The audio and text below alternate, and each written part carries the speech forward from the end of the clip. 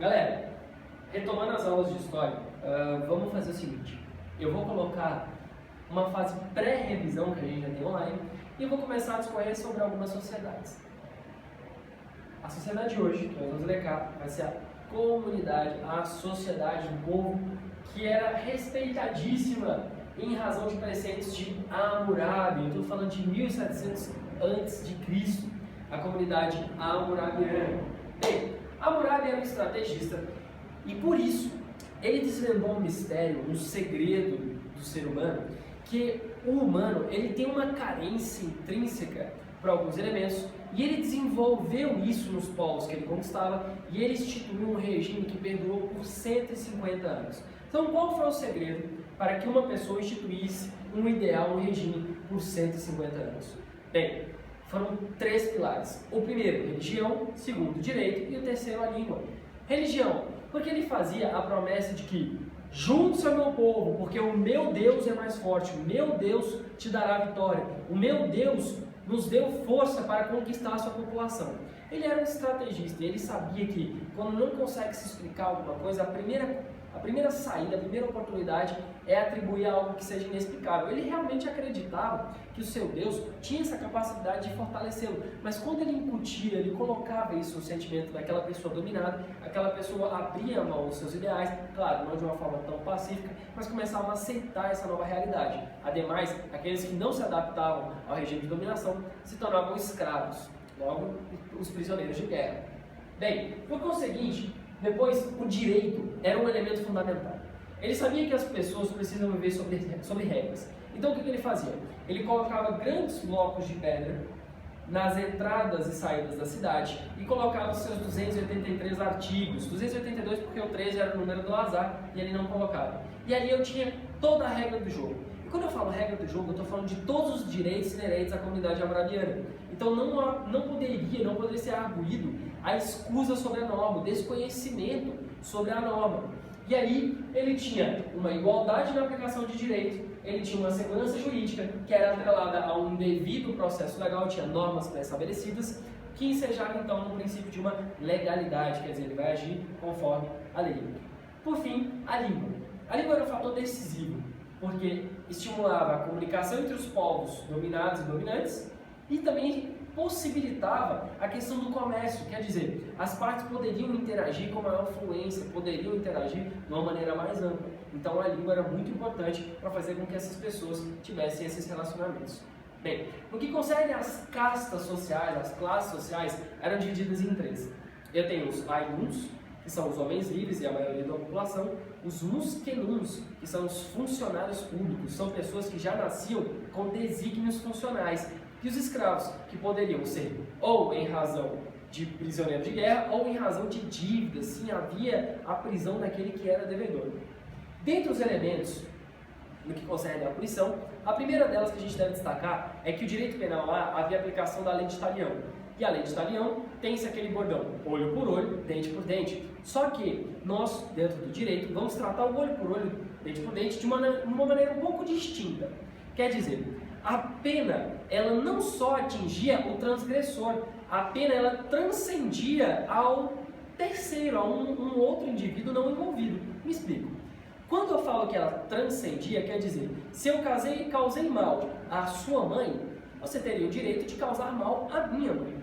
Logo, eu estou atingindo um terceiro que não estava nessa relação. A pena transcendia. Se o objetivo era causar um mal proporcional, eu vejo que aquela pena, ela fugia ao meu interesse individual e ela atingia um terceiro.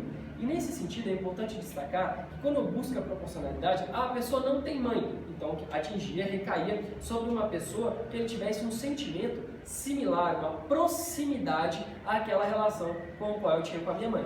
Entendeu? Então, quando eu falar agora de pena de Talião, ou leis de Talião, ou aplicação penal de Talião, vamos pensar no olho por olho, dente por dente, mas agora sobre uma questão de transcendência da aplicação normativa.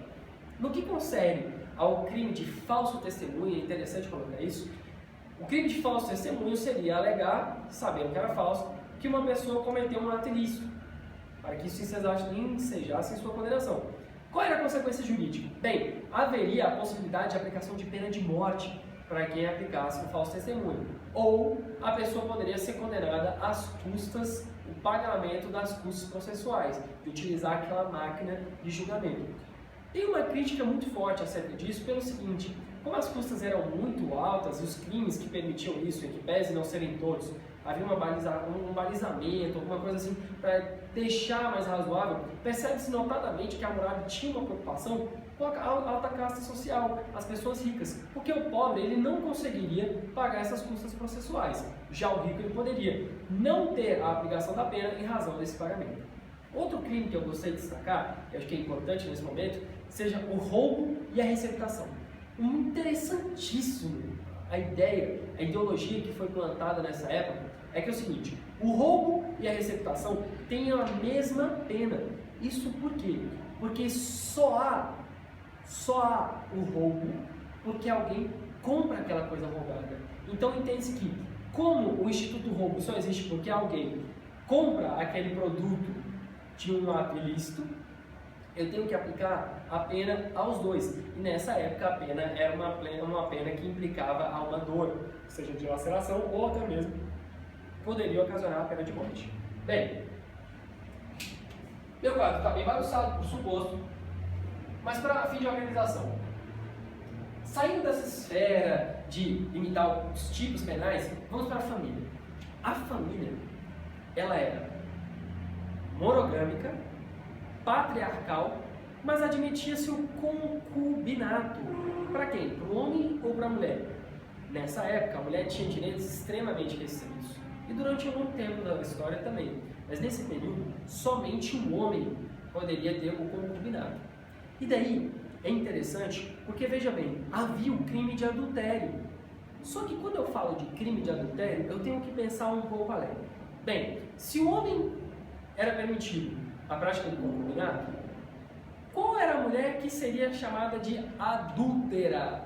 Somente a mulher casada, aquela que se envolvesse, ela casada se envolvesse com outro homem. Já o homem, a nomenclatura do homem seria de cúmplice. Ele foi instigado, induzido a praticar aquilo ali, tadinho dele, não é mesmo? O que acontece? Quando eu tenho essa participação da mulher casada na relação de adultério, ela é considerada adúltera e o homem é considerado mero cúmplice. Qual a diferença disso? Bem, que como tem o termo adúltera, recai também sobre o nome da família dela. Já no caso do cúmplice, não, se extingue com ele. Mas é só isso? Não. A pena de morte era aplicada a ambos, salvo se aquele cônjuge traído, o famoso corno, realizasse o perdão. E quando ele perdoava a ambos, olha que curioso, ele não deveria perdoar somente ela, ele teria que perdoar publicamente tanto ela quanto o Ricardão. Então, nesse caso, ele teria que perdoar os dois, exatamente. E aí eu afastava a aplicação da punição da pena de morte. Ok? Bem, é importante frisar que nesse período eu ainda tenho uma possibilidade no que concerne ao divórcio para a mulher. Isso mesmo, a mulher tinha direito ao divórcio. O homem, para pedir divórcio, ele tinha que demonstrar que a mulher não estava cumprindo com seus deveres de esposa. Lembrando que é uma sociedade patriarcal, absurdamente machista, então por suposto que o homem tinha que prover os elementos essenciais e fundamentais da casa e a mulher tinha que cuidar da casa, cuidar do marido, cuidar dos filhos, gerar filhos e também atender a todas as necessidades sexuais do homem. Se eventualmente o homem estava tendo um problema de potência, culpa da mulher. O homem era infértil, culpa da mulher. Se tivesse qualquer desses elementos, o homem repudiava a sua mulher em razão da negligência dos seus afazeres como esposa. Okay? A síntese seria, de uma forma a especificar a condição nessa época, seria o rei da casa e a rainha da cozinha. Perceba que a mulher, havia uma objetificação da mulher. A mulher tinha poderes limitados, tinha direitos limitadíssimos. Já nessa época, e curioso porque isso é muito antigo, e havia essa garantia à mulher, o que não é comum ao longo do direito, porque a mulher teve uma grande limitação dos seus direitos, mas aqui ainda era permitido. Ela tinha direito a pedir o divórcio. Mas o direito de divórcio dela derivava de ela demonstrar que ela tinha uma conduta ilibada, que ela realizava todos os seus afazeres como mulher e que o homem não respondia com os seus deveres como esposa, ele não fazia a gestão familiar. E aí, nesse caso, ela poderia pedir o divórcio. Prosseguindo. A outra temática é no que concerne à adoção. E a adoção precisa de um pouquinho de calma, vou falar até um pouco mais pausado, pelo seguinte. A adoção, eu tenho duas situações. A adoção dos filhos de Ailuns, que são os homens livres, e a adoção dos filhos de Musquenuns, que são os funcionários públicos. Bem, a adoção dos filhos de Ailuns, os homens livres, poderia acontecer antes da concepção ou depois da concepção. Já no caso dos Musquenuns, os funcionários públicos, não poderia haver esse tipo de adoção. Só poderia haver a adoção antes do nascimento. Por quê? Porque o funcionário público, ele tem um desígnio de ofício. É que nem no filme do Super-Homem, que a criança já nasce com uma obrigação, era a mesma coisa.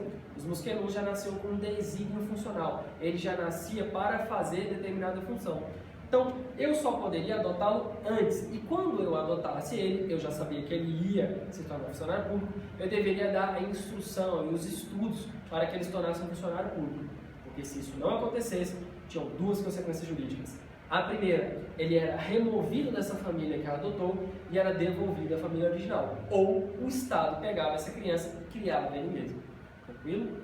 Ainda sobre o Instituto da Adoção. Hammurabi era muito inteligente. E ele traz uma evolução que ela era sensacional. Claro, tem muitos institutos retrógrados, mas algumas evoluções são extremamente importantes. Primeira delas, se o filho adotado renegasse os pais, ele sofreria uma punição, que inclusive chegava à tortura. Agora, se os pais renegassem o filho adotado, esse filho adotado poderia sim sair daquela família, mas ele teria direito ao quinhão da herança, quer dizer, ele ia tirar a parte da herança que concernia a ele por ser filho dos pais adotivos. E aí ele saía, mas ele levava o dinheiro. E sobre herança, quando eu falar de herança, não havia o instituto da primogenitura, quer dizer, eu não aplicava ao filho mais velho, era dividido de maneira igual, salvo nos casos onde a filha já fosse casada. Porque se a filha já fosse casada, ela não teria direito à herança. E por que isso? Simples. Porque se ela já fosse casada, quem ia exercer poder de família sobre a família, a gestão, não seria ela, mas sim o marido. Então quem ia controlar esse direito seria o marido e não ela. Então por isso que não se aplicava às filhas casadas.